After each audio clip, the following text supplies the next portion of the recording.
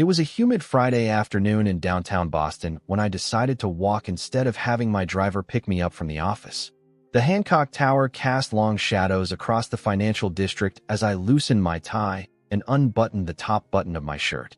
After 14 straight hours of meetings, I needed a break from boardrooms, fake smiles, and quarterly reports that never seemed to satisfy the board no matter how many billions we added to the company's valuation.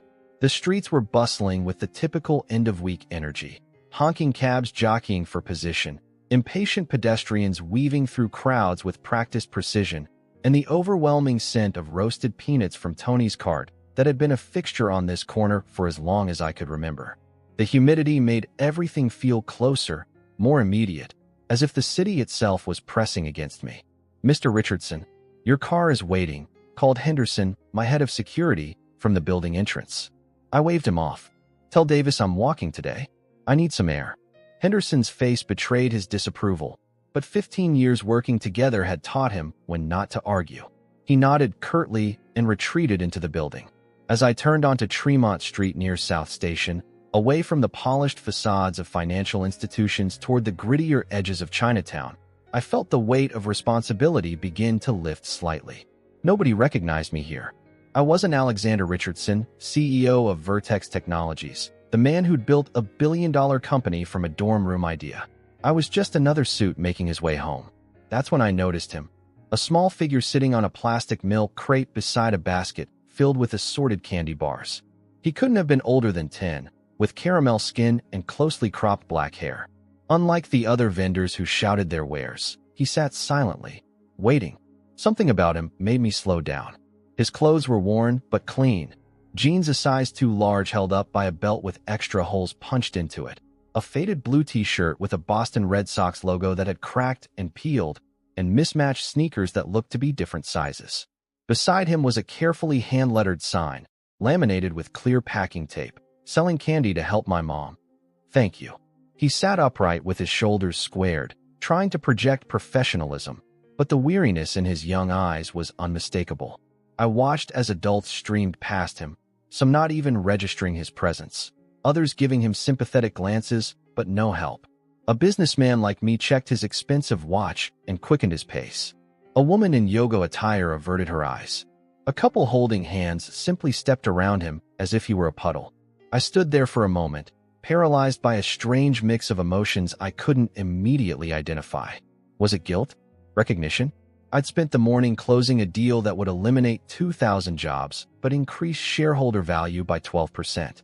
I'd built my empire on calculated choices, self-discipline, and an unwavering focus on the bottom line.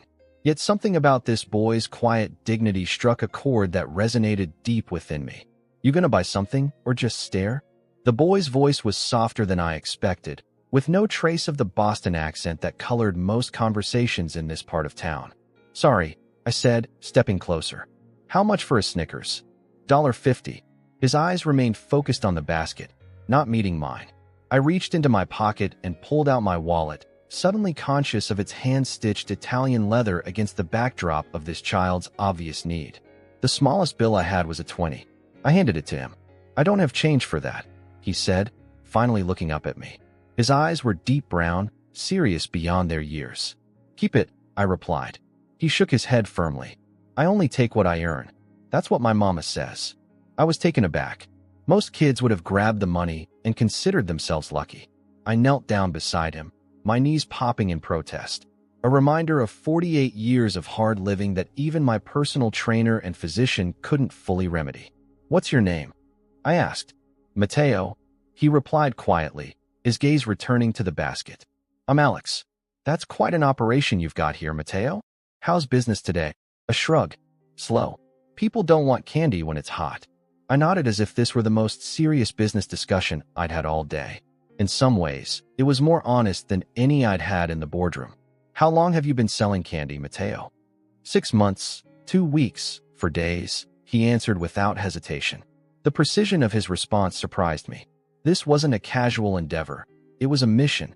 "That's impressive dedication," I said, meaning it. "I respect hard work."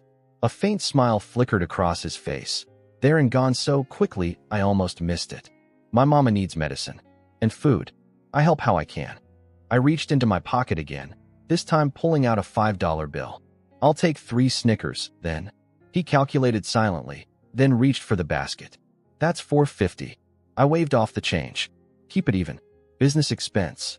This time, he accepted with a solemn nod, handing me the candy bars with the careful deliberation of someone conducting an important transaction. I unwrapped one immediately, suddenly aware that I hadn't eaten since a rushed breakfast at 5 a.m. The chocolate had partially melted in the heat, but still tasted better than any 5-star restaurant dessert I'd had recently. "Mind if I sit for a minute?" I asked, gesturing to an empty crate nearby. "Been on my feet all day." Mateo nodded cautiously. "That's Mrs. Chen's crate, but she doesn't come back until 6. I settled onto the crate, feeling oddly comfortable despite my $3,000 suit now resting on a plastic milk crate on a grimy sidewalk. Perhaps it was because, for the first time in years, I was having a conversation with someone who didn't want anything from me beyond the stated price of a candy bar. Little did I know that this chance encounter on a humid Boston afternoon was about to change everything. I sat on that milk crate in the sweltering heat of Boston's Chinatown, my tailored jacket folded neatly beside me, watching Mateo attend to the occasional customer with a professionalism that would put most of my executives to shame. Between sales, we talked, or rather, I asked questions, and he answered with the careful precision of someone who had learned early that words had consequences. "You said you've been selling candy for over 6 months. That's a long time for someone your age," I remarked, loosening my tie further as sweat beaded on my forehead. Mateo nodded, his eyes scanning the street constantly for potential customers. "Some days are better than others. Wintertime was hard. Not many people stop when it's snowing." I thought about Boston's brutal winter, the biting wind that tears through the financial district, the snowstorms that shut down the T, the ice that makes the sidewalks treacherous. I remembered watching it all from my penthouse windows, occasionally grumbling about delayed meetings when my driver couldn't navigate the streets quickly enough. "You were out here selling during the winter?" I asked, unable to mask my surprise. "Not as much. Mrs. Chun, she owns the laundromat over there. She lets me set up inside sometimes when it's really bad." His thin shoulders lifted in a slight shrug. "But inside, people don't see you as much. Outside is better for business." I marveled at his matter-of-fact analysis. Here was a child who understood one of the fundamental principles of retail that my MBA graduates often missed: location and visibility drive sales. "What grade are you in, Mateo?" I asked, already suspecting the answer. His eyes dropped to his hands. "I used to be in 5th grade. At Elliott Elementary." "Used to be? I can't go anymore. Not since Mama's accident." He said it plainly, without self-pity. "I go when I can, but mostly I need to be home in the mornings. Mrs. Torres from 3B checks on Mama when I sell candy, but she works mornings at the hospital." "What about your dad?" I asked, immediately wishing I could take the question back when I saw his expression change. Mateo's face froze, becoming a mask that no child should have to wear. "He left when Mama couldn't walk anymore," he said, his voice dropping to just above a whisper. "He said it was too hard to live with someone broken." The words hit me like a physical blow. I wasn't prepared for that answer. My throat tightened with an emotion I hadn't allowed myself to feel in decades. I'd come from hardship myself, growing up in South Boston with a mother who worked 3 jobs after my father drank himself to death. But I had never faced the particular cruelty of abandonment that Mateo described. "I'm sorry," I said inadequately, the words feeling hollow in my mouth. Mateo shrugged again, that small adult gesture that broke my heart a little more. "Mama says he was broken long before she was." I glanced at the candy in his basket. Cheap, mass-produced, some melted at the corners, unsellable in most stores. Yet for Mateo, it represented survival. Each chocolate bar, each pack of gum, was a tiny step toward keeping his family afloat. "How did your mom get hurt?" I asked, softening my voice. "She cleaned offices at night," Mateo explained. "Big buildings downtown. She was carrying trash down some stairs, and they were wet. The boss man said there was supposed to be a sign, but there wasn't." His fingers traced patterns on the edge of his crate. "She fell all the way down. Her back got hurt real bad, and her legs don't work right anymore." "Did she get any help? Insurance or compensation?" My mind immediately went to the legal implications, the liability issues. Mateo looked at me blankly. "The boss man said she didn't have papers to get that stuff." And then he stopped answering her calls. Of course, the invisible workforce that kept the city's gleaming towers clean, the undocumented workers with no protections, no safety net. The same towers where I took meetings and closed deals, oblivious to the army of people who swept floors and emptied trash bins after hours. So you started selling candy, I said. He nodded.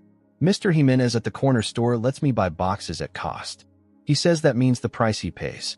I make almost double selling them one by one. A small spark of pride flickered in his eyes. I keep track in a notebook. Mama taught me how to do the numbers. I was impressed despite myself. The boy had set up a small-scale retail operation with markup calculations and inventory management.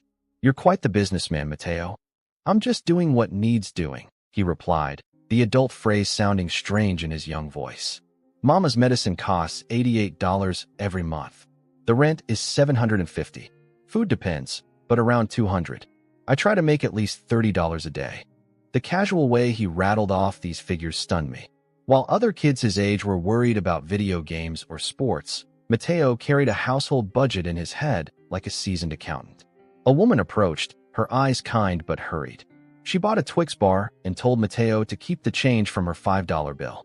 He thanked her with grave courtesy, carefully tucking the money into a worn fanny pack around his waist. You keep all your money there? I asked when she left. Most of it. I hide some in my shoe too. He showed me how he'd cut a small pocket into the lining of his oversized sneaker, in case someone tries to take the pack.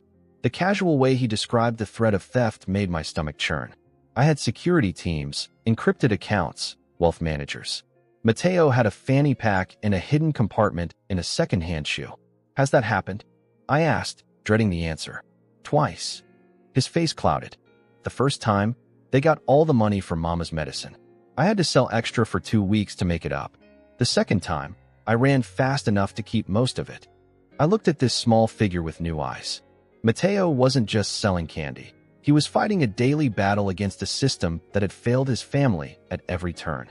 No safety nets, no protections, no mercy. Just a boy standing against the tide with nothing but a basket of melting candy bars and a determination that humbled me. The responsibility he shouldered would have crushed most adults I knew.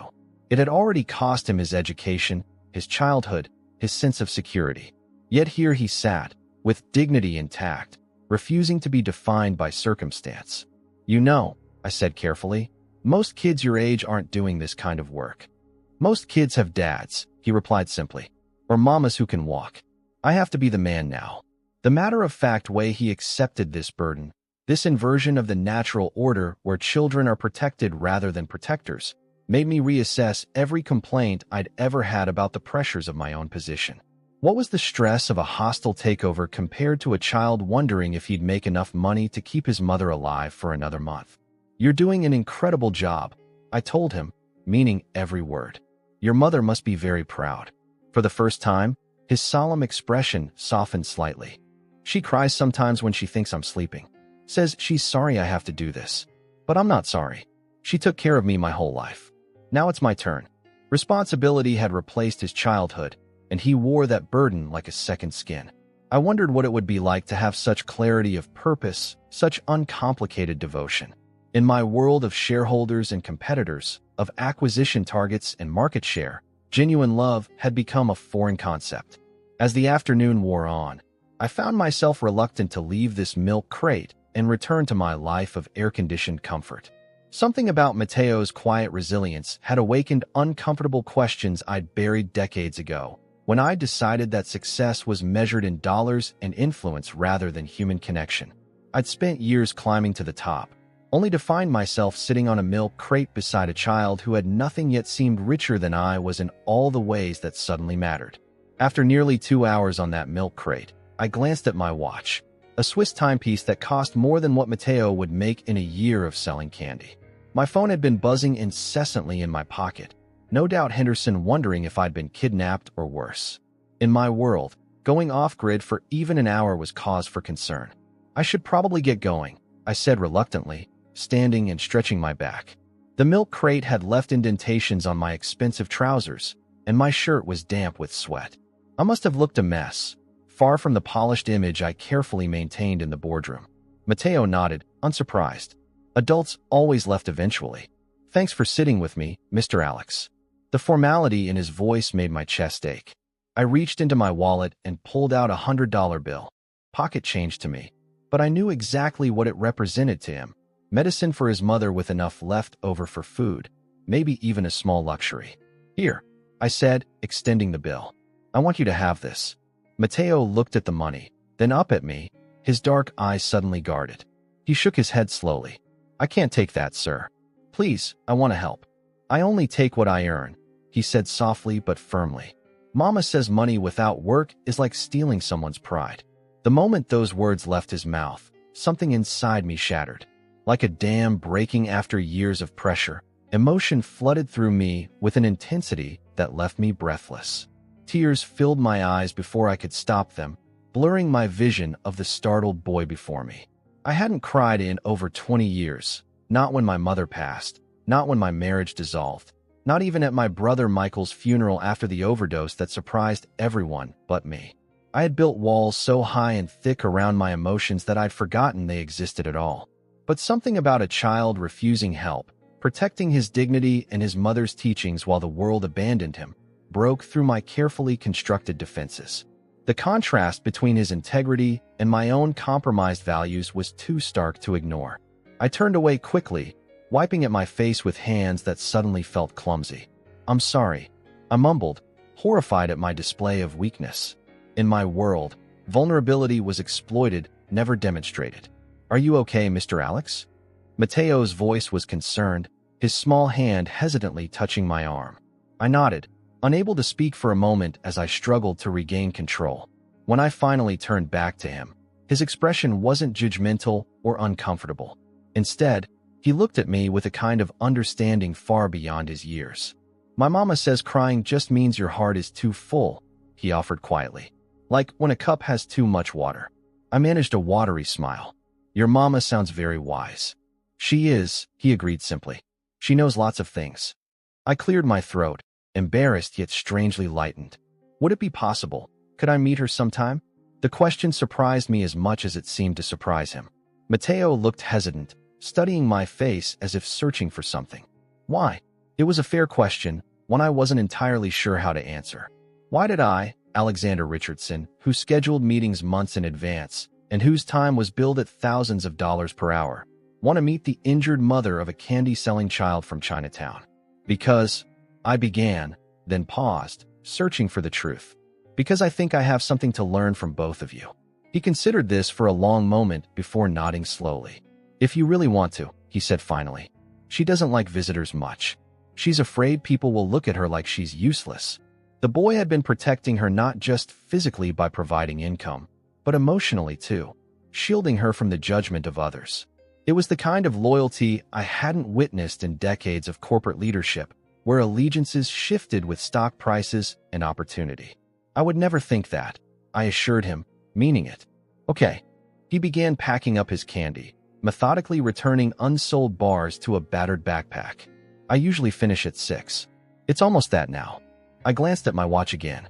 I had a dinner with potential investors scheduled for 8 at Minton. My absence would be noticed, questions would be asked, but suddenly none of that seemed to matter. I'll call my assistant to reschedule my evening, I said, pulling out my phone. Mateo watched with undisguised curiosity as I dialed Henderson.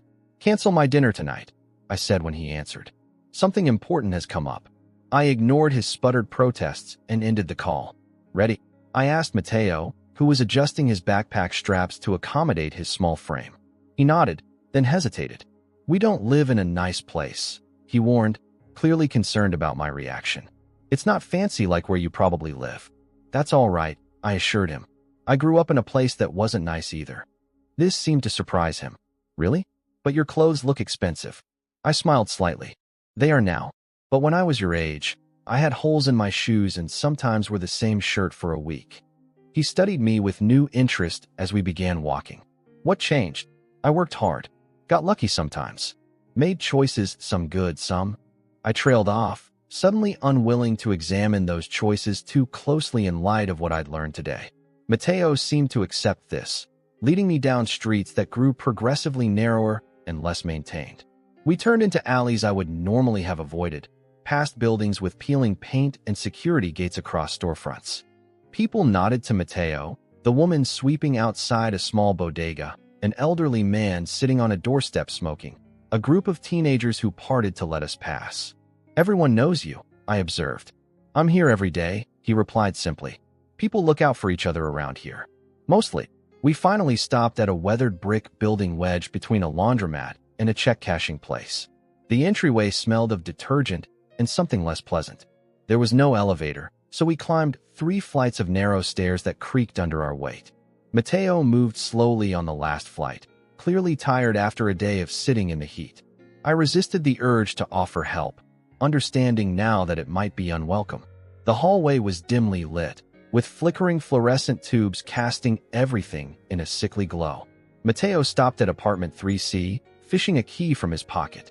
He unlocked 3 separate locks before pushing the door open. "Mama, I'm home," he called softly. "I brought someone. A friend from today." The apartment was small but meticulously clean. What furniture there was, a worn couch, a folding table with 2 chairs, a small television on a milk crate similar to the one Mateo had sat on, was arranged with care. The air smelled of medicine and something cooking, beans, maybe, with spices I couldn't identify. "In here, Mijo," came a woman's voice from around a corner. Mateo led me into what served as both living room and bedroom. His mother lay on a tattered couch that had been made up as a bed, surrounded by worn blankets despite the heat. A cracked plastic fan oscillated nearby, stirring the heavy air. Her legs were wrapped in medical braces, and her arms trembled slightly as she tried to sit up when she saw me. Her eyes, the same deep brown as her son's, widened with surprise, then narrowed with concern. "Mateo, who is this?" she asked in accented English, her gaze moving from me to her son. "His name is Mr. Alex," Mateo explained. "He bought candy today, and we talked for a long time. He wanted to meet you." I stepped forward, suddenly conscious of how out of place I must appear in my expensive clothes, like an alien who had landed in their small world. "Alexander Richardson." I introduced myself, extending my hand. She took it with a firm grip despite her obvious physical limitations. "Elena Suarez," she replied. Unlike most people, she showed no reaction to my name. That was refreshing, a rare encounter with someone who didn't immediately connect me to my wealth, my company, my public persona.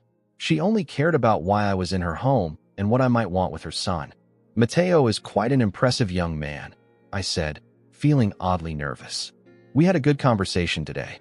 Her eyes softened as she looked at her son. He has always been an old soul. Even as a baby, so serious. She patted the edge of the couch. "Sit, please. Tell me why a man in such nice shoes is interested in a little boy selling candy." There was no accusation in her tone, just a mother's directness, a protective instinct I couldn't fault. I sat carefully, aware of Mateo watching this interaction closely. "Your son refused to take money from me today," I said simply. "He told me he only takes what he earns. That money without work is like stealing someone's pride." Her eyes filled with tears. "He is a good boy. He remembers everything I tell him." I nodded, finding myself unexpectedly moved by the fierce pride in Elena's eyes.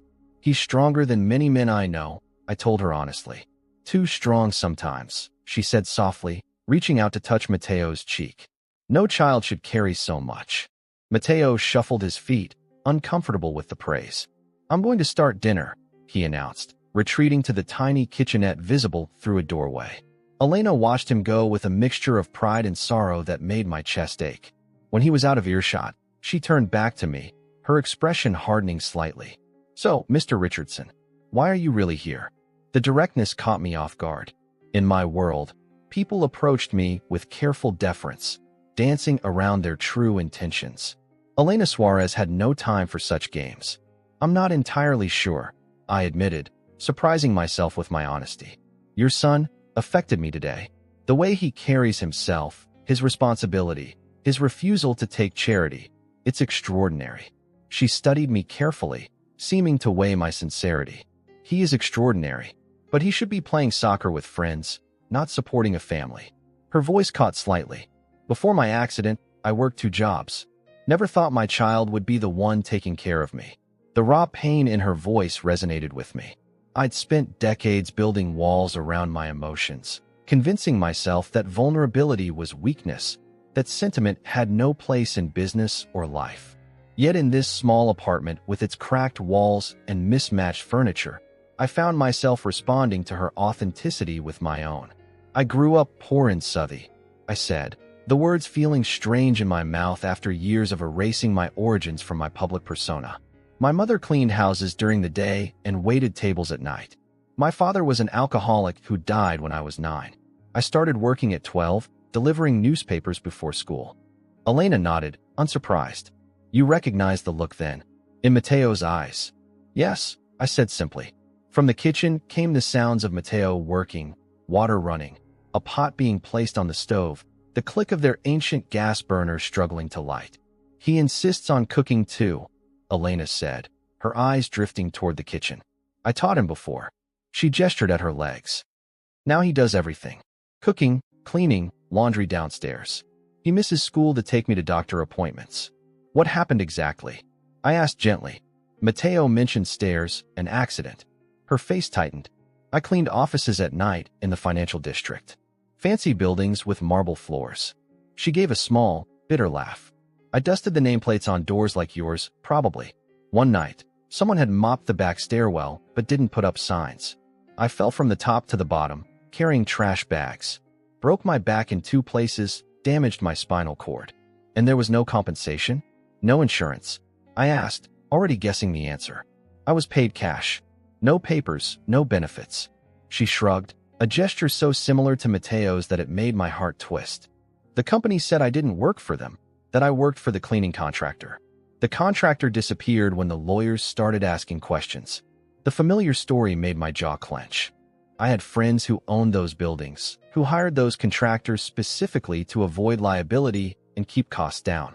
I might even have done it myself through one of my property management subsidiaries. The thought made me feel slightly ill. "The doctor says with physical therapy, I might walk again someday," Elena continued. "But therapy costs money we don't have. So for now," she gestured at the braces on her legs. "These help a little. On good days, I can stand for a few minutes with crutches." "You must have been very strong before," I observed, noting her muscled arms despite months of limited mobility. A ghost of a smile crossed her face. "I climbed mountains in Guatemala as a girl. Carried water up hills that would make your fancy gym trainers cry." Her smile faded. "Now I can't even walk to the bathroom without help." "I'm sorry," I said inadequately. "Don't be sorry for me," she replied firmly. "Be sorry for my son who lost his childhood because of my broken body." From the kitchen, Mateo called out, "Mama, do we still have cilantro?" "In the bottom drawer, mijo," she called back, her voice instantly softening. I glanced around the small apartment, noting details I'd missed earlier. A stack of library books on a small table, medical texts alongside middle-grade novels. A child's backpack hanging by the door, covered in patches where holes had been carefully sewn up. A bulletin board with school papers proudly displayed, most with the grades, but dated months ago. A rosary hanging beside a framed photo of Mateo in a soccer uniform, his smile wide and carefree in a way I hadn't yet seen in person. "He played soccer?" I asked, nodding toward the photo. "He was the best on his team," Elena said, pride evident in her voice. "The coach said he could get a scholarship someday if he kept practicing." "He doesn't play anymore?" She shook her head. "No time. No money for the fees. His shoes don't even fit now, he's growing so fast." I thought about my own childhood passions, abandoned as I climbed the ladder of success. The baseball I'd loved, the art classes that had brought me joy, all sacrificed at the altar of ambition. But I'd made that choice as an adult. Mateo had no choice at all. "He's a remarkable boy," I said. "You've raised him well." "I have tried." She folded her hands in her lap, and I noticed the calluses that spoke of years of hard work. "But every night I pray for forgiveness for what he must do because of me. He doesn't resent it," I said, remembering Mateo's words from earlier. "He told me he's not sorry, that you took care of him his whole life, and now it's his turn." Tears filled her eyes. He should not have to think this way at 10 years old. Mateo emerged from the kitchen, wiping his hands on a threadbare towel. "Dinner in 20 minutes, he announced with the gravity of a head chef at a 5-star restaurant. "We have enough for you too, Mr. Alex, if you want to stay." The invitation, offered so naturally, caught me by surprise. When was the last time someone had invited me to dinner without an agenda? Without wanting funding or connections or approval? The simple hospitality from people who had every reason to be bitter about their circumstances humbled me. I would like that very much, I replied. Elena raised an eyebrow, clearly surprised I had accepted. It's just beans and rice with a little chicken, she warned. Not what you're used to, I'm sure. Actually, it was my favorite meal growing up, I told her, remembering my mother's kitchen, the smell of cumin and garlic, the precious chicken saved for Sundays. My mother made something similar. Then you will eat with us? Elena declared, as if it were settled. Mateo said another place. As Mateo busied himself with an extra plate, Elena looked at me with newfound curiosity. You are not what I expected, Mr. Richardson. Call me Alex, please. I smiled slightly. And what did you expect? Someone who looks at us with pity. Her chin lifted. We don't need pity. No, I agreed. You don't.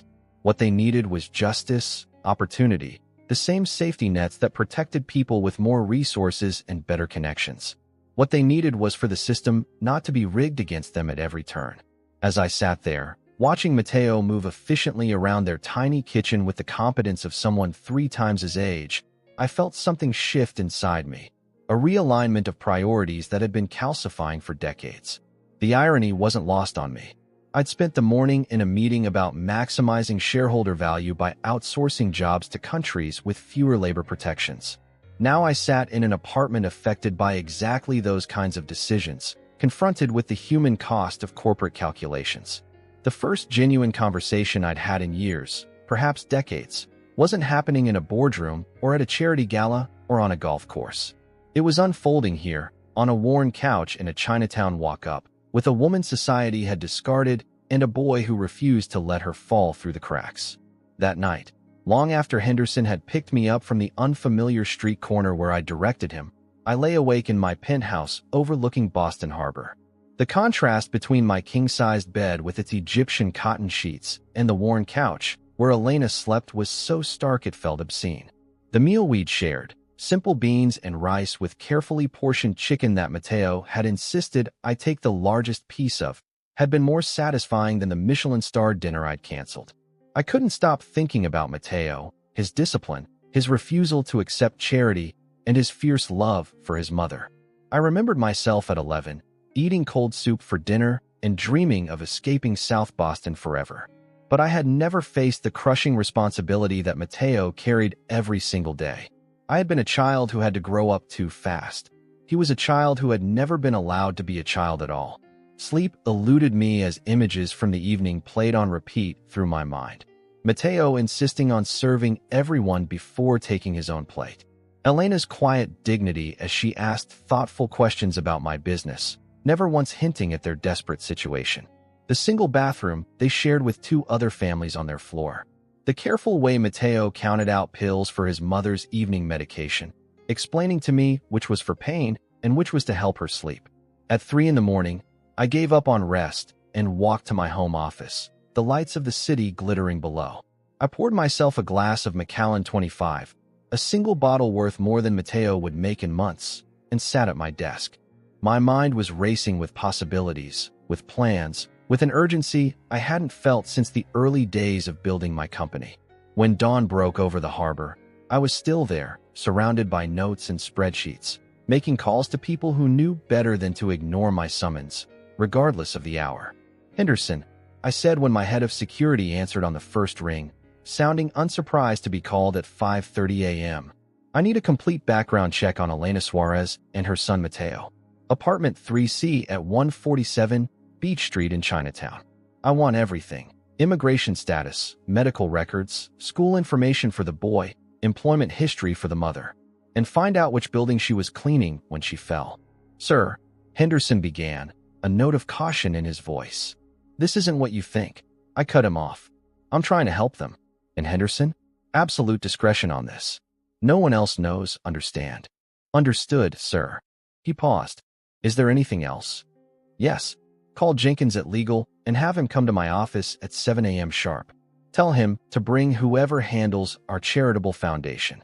I ended the call and stared out at the city coming awake, feeling more clear-headed and purposeful than I had in years.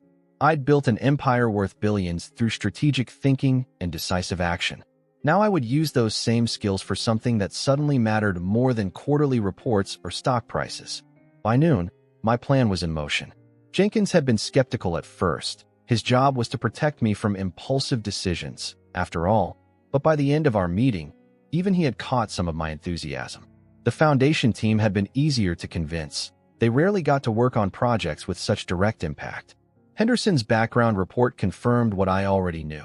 Elena had fled Guatemala after her husband was killed in gang violence, making the dangerous journey north with 4-year-old Mateo in tow. She had no legal status, which explained why she had been so vulnerable to exploitation. Mateo, born in Guatemala, was undocumented as well, though he spoke English like a native after years in Boston schools. The building where she'd fallen belonged to Northeastern Commercial Properties, a subsidiary of Porter Investment Group, which had recently been acquired by none other than my own company in a deal I'd personally overseen. The irony was bitter. I had signed off on the acquisition without ever considering the human cost of the operational efficiencies highlighted in the prospectus. Armed with this knowledge, I set the machinery of my considerable influence in motion. I called in favors from politicians I'd funded, lawyers I'd retained, doctors who served on boards with me. By evening, I had assembled a team that would make things happen without questions. That night, I couldn't sleep again, but for different reasons. For the first time in decades, I felt alive with purpose, electrified by the prospect of using my resources for something beyond accumulation and competition. I sat on my balcony until dawn, watching the city and planning what came next. The next morning, I called my personal assistant. "Janet, clear my schedule for the day. Family emergency." In 15 years, I had never used those words. Janet didn't ask questions. "Done, sir." The Tokyo call. "Reschedule for next week." And the board meeting at 2. "Tell them something came up. Madison can handle it." I dressed casually, jeans and a button-down shirt instead of my usual suit, and instructed my driver to take me to Chinatown. This time, I didn't walk from the financial district. I had too much to accomplish. The street where Mateo usually sold candy was empty when I arrived. I checked my watch, 10:30 a.m. on a Tuesday. He should be in school, I thought, then remembered with a pang that he rarely attended anymore. I walked the few blocks to their apartment building and climbed the stairs, ignoring the suspicious looks from a woman sweeping the hallway. At apartment 3C, I knocked softly. Elena opened the door, surprise registering on her face when she saw me. She was in a wheelchair today, one with torn upholstery and rusted handles that looked salvaged rather than prescribed. "Mr. Richardson," she said formally, wheeling back to allow me entry. "We didn't expect to see you again. I told you to call me Alex," I reminded her gently. "Is Mateo here?" She nodded toward the kitchenette where Mateo sat at the small table, textbooks spread before him. He looked up, his solemn face brightening slightly when he saw me. "Mr. Alex, you came back." The genuine pleasure in his voice warmed something in me that had been cold for too long. "I did. I hope that's okay. We were just doing some schoolwork," Elena explained. "His teacher sends assignments home when he can't make it to class."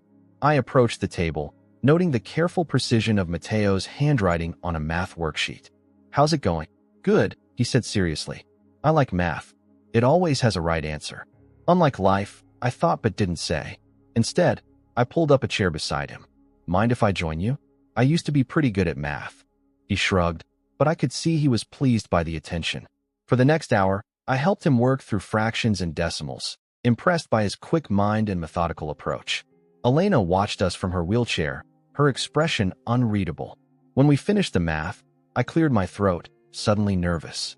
"I have something I'd like to discuss with both of you." Elena wheeled closer, wariness returning to her face. "What is it?" "I've been thinking about your situation," I began carefully.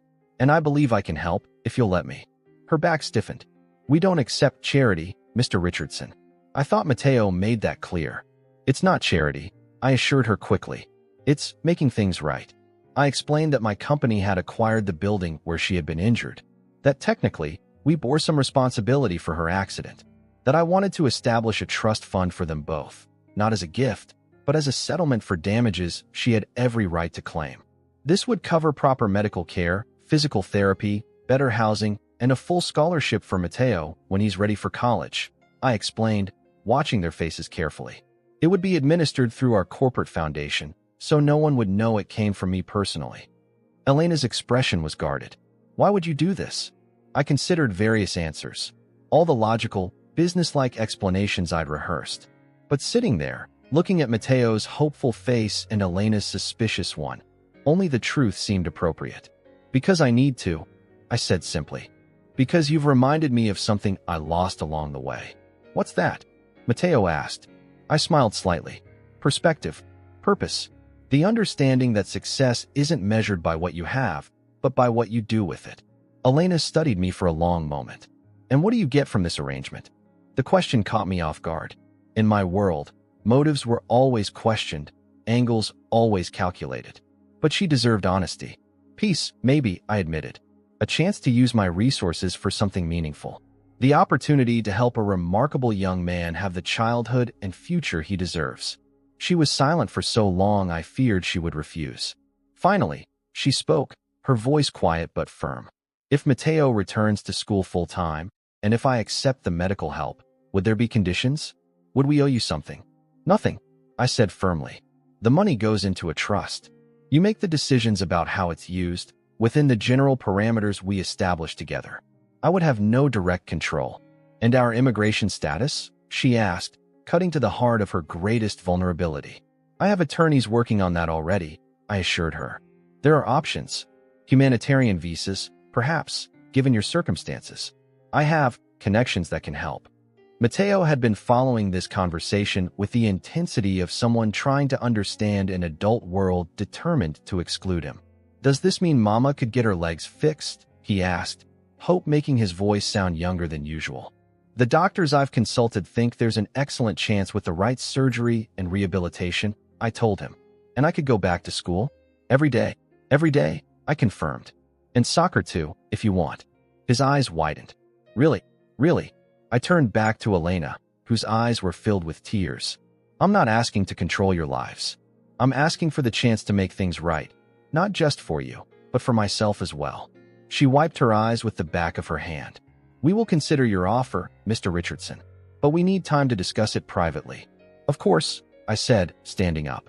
Take all the time you need. Here's my card with my personal number. Call me when you've decided. As I headed for the door, Mateo followed me. Mr. Alex, he said quietly, so his mother couldn't hear. I think we should say yes. I knelt to his level, meeting those serious brown eyes that had seen too much. It's a big decision. Talk it through with your mom. He nodded solemnly. Thank you for the math help. Anytime. I told him, meaning it more than he could know. That night, as I left the office earlier than I had in years, I passed the corner where I'd first met Mateo. Another child had taken his place. A girl, perhaps 12, with a similar basket of candy and the same watchful eyes. I bought her entire inventory without hesitation, telling her to keep it all and sell it again tomorrow. Why would you do that? She asked suspiciously. Because sometimes, I told her, people just need someone to stop and see them.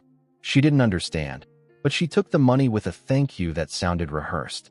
As I walked away, I wondered how many other Mateos were out there, holding their families together with nothing but determination and love. And I wondered what might happen if more people with resources like mine stopped to notice. A year passed with the swift inevitability that marks time when you have purpose. Spring faded into summer, summer burned into fall, fall chilled into winter, and winter reluctantly gave way to spring again. Boston's seasons cycled while lives transformed. Elena called me the day after our conversation, her voice steady as she accepted my offer with one condition. That Mateo never feel it was charity. We structured everything as a legal settlement, with paperwork impressive enough to convince even a skeptical 10-year-old that justice was being served rather than handouts given. The trust was established through a foundation with no obvious ties to me personally. Elena received comprehensive medical care at Massachusetts General Hospital, where a specialist in spinal injuries developed a treatment plan that included 2 surgeries and intensive rehabilitation. Mateo was enrolled in a private school with an exceptional academic program and strong soccer team, his tuition covered by an anonymous scholarship fund. I purchased the apartment building where they lived, renovated it completely, and set up subsidized housing for all the tenants, who suddenly found their rent stabilized and their living conditions vastly improved. Elena and Mateo moved to a ground-floor, wheelchair-accessible unit with 2 bedrooms, the first time Mateo had a room of his own. Throughout this process, I remained involved but deliberately distant. I didn't want them to see me as a savior or feel indebted to me personally. This wasn't about my ego or need for gratitude. It was about making things right, about using my resources to create opportunity where broken systems had created barriers. I checked in periodically through the foundation staff, receiving updates on Elena's medical progress, steady, with increased mobility each month, and Mateo's academic performance, exemplary, with particular aptitude in mathematics and science. I attended one soccer game, watching from a distance as Mateo scored 2 goals, his face alight with the pure joy that had been absent when I first met him. My own life changed too, in ways both subtle and profound. I resigned as CEO of Vertex Technologies, remaining on as chairman of the board, but stepping back from day-to-day operations. I established a new division focused exclusively on corporate social responsibility, hiring a team of experts to evaluate our entire supply chain and business practices for ethical concerns. We divested from companies with exploitative labor policies and invested heavily in education and healthcare initiatives in the communities where we operated. My board was skeptical at first, concerned about shareholder value and quarterly returns. But to their surprise and mine, our stock price rose as our corporate reputation improved. Turns out that in an age of increased consciousness about corporate ethics, doing the right thing could also be good business. On a personal level, I found myself sleeping better, laughing more easily, nurturing relationships I'd neglected for years. I reconnected with old friends from Southie who'd been written out of my life as I climbed the corporate ladder. I started a scholarship program at my old high school, endowed a research position at a local hospital studying spinal injuries, and funded a neighborhood development initiative that created affordable housing without displacing existing residents. But throughout all this activity, I maintained my distance from Elena and Mateo. They deserved the space to rebuild their lives without feeling observed or beholden. I wanted Mateo to believe in his own abilities rather than attribute his success to external intervention.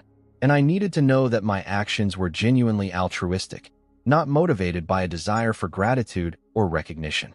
Then one morning in early May, almost exactly a year after our first encounter, my assistant brought me a letter that had been delivered to my office.